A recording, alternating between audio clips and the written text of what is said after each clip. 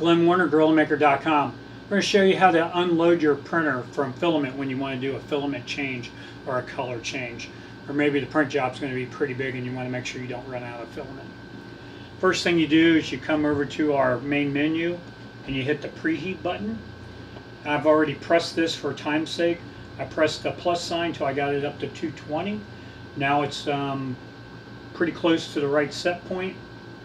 I'm going to take my needle nose pliers and reach up here, and I'm going to take that little filament off of there so there's nothing on the bottom of the printer.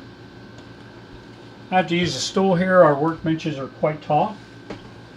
So remember, I'm removing the filament from the printer. So I'm going to turn the knob clockwise to push some filament out through the bottom. And as you can see, I cleaned that off and I pushed out about 1 inch of filament. Then I can turn this counterclockwise to pull the filament out of the machine. And that's how easy it comes out.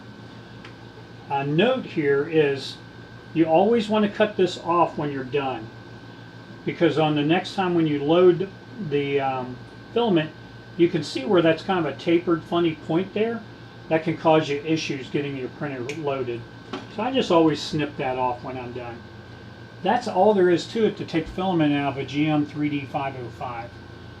To put this back in, we're just going to show the reverse of this. Let's say you got another color, you pushed it back up through the feed tube, you came over to this side. I'm going to straighten.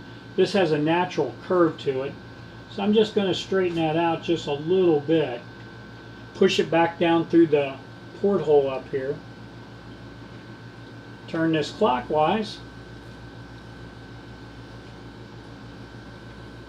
And you're going to see it come out the bottom. Just like that. That's how easy it is to change the filament on a GM3d505.